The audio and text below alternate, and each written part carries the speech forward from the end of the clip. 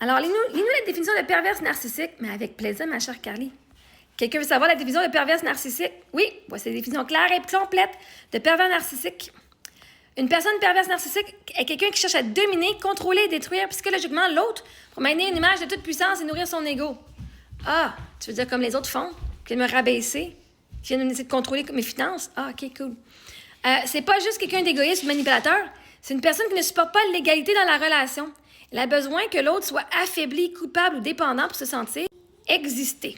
Ah, fait que genre comme toute la gang de haters là, qui viennent me rabaisser, qui viennent genre essayer de dire plein d'affaires à mon sujet, qui veulent que je me sente coupable. Ah, mais tu devrais te sentir coupable d'avoir dépensé tout ton cash, hein? T'as flobé ton argent, là, tes enfants, t'as pas pensé à tes enfants. Ah, fait que genre comme eux autres, là, tous ceux qui m'appellent le pogo pas plus léger de la boîte, là, genre, ah, ça. Ah, vous voulez. Mais là, si tu veux qu'on t'aide, là, hein? Faut que tu sois plus gentil. Ah, vous voulez que je dépende de vous pour que vous puissiez sentir que vous existez. Mécanisme typique, manipulation émotionnelle. Culpabiliser, mentir, retourner les faits. Ah. Genre comme vous qui dites j'ai flobé mon 700 000 $, au lieu de dire j'ai utilisé mon 700 000 pour souvenir au premier de ma famille. OK, cool. Dévalorisation subtile. Critique déguisée en plaisanterie, rabaissement constant. Ah oui, on n'est pas ici pour t'aider et t'encourager parce qu'on t'aime, parce qu'on rit de toi. Ah, genre comme ça. De venir me critiquer sur tous les choix que j'ai faits de toute ma vie. De rire de moi. Inversion des rôles. La victime devient le problème. Ah. Oh my God, Marie-Ève, on t'attaque puis tu y as réagi donc ben gros, toi. Voyons donc, t'as un peu too much comme réaction. T'es donc ben folle. Genre de même? OK. L'isolement. Coupe la personne de ses proches pour mieux la contrôler. Ah, fait que genre, comme mon père, ma soeur qui sont venus comme monter contre moi, ma famille. OK, cool. Moi, j'ai pas coupé personne. J'ai coupé ma famille parce que j'ai coupé les personnes toxiques. Mais à cause de ça, ils ont été jasés avec ce monde-là, puis ça a embarqué toute la famille pour me couper au complet. OK, cool. Ben, restez ensemble, gang de crosseurs. Double visage. Charmant en public, cruel en privé. Ah ouais, OK. Absence d'empathie réelle. Ne reconnaît pas la souffrance qu'il cause.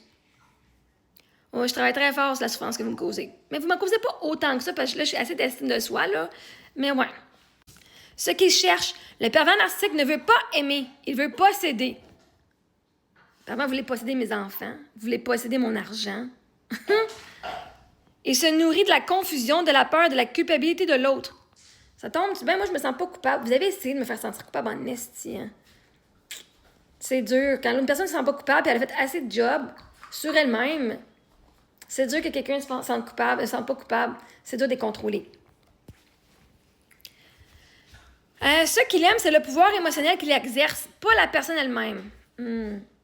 Moi, ce que je fais, c'est que j'essaie de vous donner de la valeur. Littéralement, je vous dis que vous avez de la valeur, puis vous venez tout dire que j'en ai pas. OK. Ce qui les provoque. Chez la victime, doute de soi, perte d'estime, anxiété, peur de mal faire et honte. Mais une des affaires que tu dois savoir, là, avec le pervers narcissique, si tu embarques dans son jeu puis que tu te sens, que tu doutes de toi, que tu perds ton estime, que tu as anxiété, que tu as peur de mal faire ou de honte, c'est parce que t'es codépendant. Impression d'être folle ou trop sensible. Pendant longtemps, je pensais que j'étais de même, OK? Pendant longtemps, je pensais que j'étais folle. Puis même, vois-tu, vous m'avez tout dit que j'étais folle. Vous m'avez tout dit que j'étais folle, que j'étais trop sensible. Dépendance affective, fatigue. Extrême, isolement. Tu sais, au sûr qu'il y avait du monde qui me donnait de l'amour, là. Vous étiez après eux autres en train de vouloir dire « Oh my God, elle était tellement naïf, elle t'a manipulé pour que tu l'aimes. Oh my God, ton amour, c'est même pas de la vraie amour. » Littéralement, là, vous vouliez venir m'isoler contre le groupe qui m'aimait. Vous avez fermé la gueule le plus possible à ceux qui me supportaient. Que même les gens qui m'aimaient, me supportaient, ont arrêté pendant un bout de temps de parler parce qu'ils se faisaient blaster par la gang de gens qui m'aimaient pas. Donc, commencez à libérer. Reprendre conscience de la manipulation. Couper le contact. Zéro communication quand c'est possible. Se reconstruire avec du soutien. Thérapie, coaching, entourage. Coaching, entourage bienveillant. Réapprendre à se faire confiance, à poser des limites. Fait que, je viens de te dire la définition de perverse narcissique. Et là, comme tout vient en paire, hein, quand il y a un pervers narcissique, ça veut dire l'autre personne, elle aussi, a quelque chose. Hein? Donc, peux-tu me donner la définition de codépendante? Parce que quand il y a un parent narcissique, ça veut dire qu'une personne qui est codépendante. Je ne sais pas pourquoi il a entendu parent, mais bon, bref. Quand il y a une personne narcissique, ça veut dire qu'une personne qui est codépendante. Excellente question, Marie-Ève. Tu touches un point fondamental dans les dynamiques toxiques. Voici une explication claire, vibratoire, juste et nuancée de ce qu'est une personne codépendante. Une personne codépendante est quelqu'un qui a appris, souvent depuis l'enfance, à exister à travers le besoin, la validation ou le bien-être des autres. Donc, tu dois te donner pour que les autres soient bien. Tu vas t'empêcher, toi, d'avoir ce que tu veux pour être sûr que les autres soient corrects. Okay? C'est le même que tu vois ta valeur. Mais on t'a formé à être de même. Elle ne se sent en sécurité que lorsqu'elle plaît, aide ou sauve quelqu'un, surtout quand cette personne est instable, blessée ou exigeante. Autrement dit, la codépendance se déconnecte d'elle-même pour maintenir le lien. L'origine de la codépendance naît souvent dans un environnement familial déséquilibré où l'amour est conditionnel. Je t'aime quand tu es sage, quand tu fais ce que je veux. Ou s'il faut pas, je peux pas te contrôler, là, tu viens de perdre mon amour. Les émotions du parent prenaient toute la place. L'enfant a dû devenir le petit adulte, le pacificateur, celle qui comprend. Ah, je comprends, mes parents, ils ont tout fait pour moi. Je comprends, ma mère, elle est vraiment occupée. Je comprends. Ma mère est fâchée. Mon père est fâché. Il faut que moi, je marche des coquilles d'œufs pour pas le fâcher. L'attention à la sécurité dépendait du contrôle émotionnel de l'autre. Ainsi, la personne apprend que pour être aimée, je dois mériter, donner ou réparer. Quand elle rencontre un narcissique, c'est comme deux pièces d'un même casse-tête. Le narcissique veut dominer et recevoir sans donner. La codépendante veut donner et sauver pour être aimée. Ça, là, tu donnes. Le gars, il te rentre dans le mur. Voilà, je donne un exemple de genre de violence familiale. Là.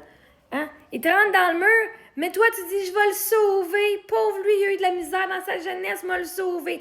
Fait que tu restes, tu te fais rentrer dedans parce que tu veux sauver. Là, un petit rôle du sauveur. Oh, man, tu veux lui donner de l'amour. Mais je te donne tout l'amour. Puis là, le gars, il dit, ben là, mais je te bats, puis tu n'aurais pas menacé, tu vas partir, puis t'es encore ici.